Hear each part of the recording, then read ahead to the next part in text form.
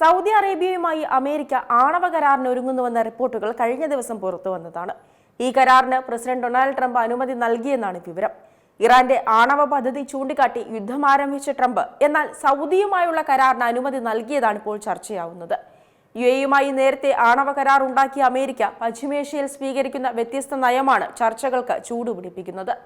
അമേരിക്കയോട് സഹകരിച്ച് മുന്നോട്ടു പോകുന്ന സൗദി അറേബ്യ ഇസ്രയേലുമായി നയതന്ത്ര ബന്ധം സ്ഥാപിക്കാൻ തയ്യാറായിട്ടില്ലെന്നത് ശ്രദ്ധേയമാണ്. സ്വതന്ത്ര പലസ്തീൻ രാഷ്ട്രം രൂപീകൃതമായാൽ മാത്രമേ ഇസ്രയേലിനെ അംഗീകരിക്കൂ എന്നാണ് സൗദി സ്വീകരിച്ചിട്ടുള്ള നിലപാട്. ഇതിനിടെയാണ് ട്രംപ് പല നയങ്ങൾ സ്വീകരിക്കുന്നത്. ഇറാനെ ചൂണ്ടിക്കാട്ടിയാണ് അമേരിക്കൻ സൈന്യം GCC രാജ്യങ്ങളിൽ താവളമുറപ്പിച്ചിരിക്കുന്നത്. എന്നാൽ നേരത്തേത് ഇറാഖ് ഭരണാധികാരി സദാം ഹുസൈനെ മുൻനിർത്തിയായിരുന്നു. ഇസ്രയേലുമായി സഹകരിച്ച് മുന്നോട്ടു പോകാൻ തയ്യാറുള്ള രാജ്യങ്ങളെയെല്ലാം അബ്രഹാം കരാറിൽ ഒപ്പുവെപ്പിക്കുകയാണ് Trump. UAE, Bahrain, Morocco, Sudan തുടങ്ങിയ അറബ് രാജ്യങ്ങളെല്ലാം കരാറിൽ ഒപ്പുവെച്ചിട്ടുണ്ട്. സൗദി അറേബ്യയുമായും ചർച്ചകൾ നടക്കുന്നതിനിടെയാണ് 2023 പലസ്തീൻ ഇസ്രയേൽ യുദ്ധമുണ്ടായതും പശ്ചിമേഷ്യയുടെ ചിത്രം മാറി മറിയുന്നത്. ഇതോടെ ഇസ്രായേലിനെതിരായ വികാരം അറബ് രാജ്യങ്ങളിൽ ശക്തപ്പെട്ടു. ഈ വേളയിൽ അബ്രഹാം കരാറിൽ ഒപ്പുവെക്കുന്നത് വലിയ തിരിച്ചടിക്ക് സാധ്യതയുണ്ടെന്ന് സൗദി മനസ്സിലാക്കി. എന്നാൽ സൗദിയെയും കരാറിന്റെ ഭാഗമാക്കാനുള്ള അമേരിക്കയുടെ സമ്മർദ്ദം തുടരുകയാണ്.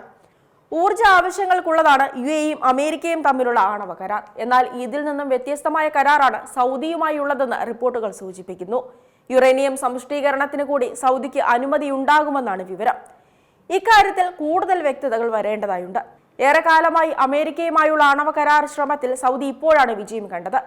സൗദി അറേബ്യയെ കൂടെ നിർത്തുകയും അതുവഴി ഇസ്രയേലുമായി സഹകരണം ശക്തിപ്പെടുത്തുകയുമാണ് ഇതിലൂടെ ട്രംപിന്റെ ലക്ഷ്യമെന്നാണ് വിലയിരുത്തലുകൾ.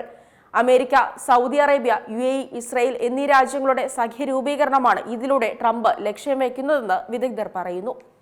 ഇതിലൂടെ ഇറാനെ ഒറ്റപ്പെടുത്തി മറ്റൊരു ശക്തമായ സഖ്യം രൂപീകരിക്കുക വഴി മേഖലയിൽ സാന്നിധ്യം വർദ്ധിപ്പിക്കാമെന്നും ട്രംപ് കണക്കുകൂട്ടുന്നുണ്ട്. അങ്ങനെ ഇറാന്റെ ആണവ പദ്ധതിയെ എതിർക്കുമ്പോൾ സൗദിയുമായി ആണവ കരാറിന് തയ്യാറെടുക്കുകയാണ് ട്രംപ് ചെയ്യുന്നത്. അതായത് ഒരു പ്രദേശത്ത് തന്നെ രണ്ട് നയമാണ് അമേരിക്ക സ്വീകരിക്കുന്നത്. പലസ്തീൻ വിഷയം തീരാതെ നിൽക്കുന്ന സാഹചര്യത്തിൽ സൗദി അറേബ്യ ഇസ്രയേലുമായി സഹകരിക്കുമോ എന്ന കാര്യത്തിൽ സംശയം ബാക്കിയാണ്. അതേസമയം അമേരിക്കയും ഇസ്രയേലിനെയും ഒരേ സമയം നേരിട്ട് ഇറാൻ സൈനിക കരുത്ത് കാട്ടുന്നതിലും അമേരിക്കയ്ക്ക് ആശങ്കയുണ്ട്. ഏറ്റവും പുതിയ വാർത്തകളും വിശേഷങ്ങളും വിരൽത്തുമ്പിലറിയാൻ Zee മലയാളം ന്യൂസ് എല്ലാ ഡിജിറ്റൽ പ്ലാറ്റ്ഫോമുകളിലും ലഭ്യം.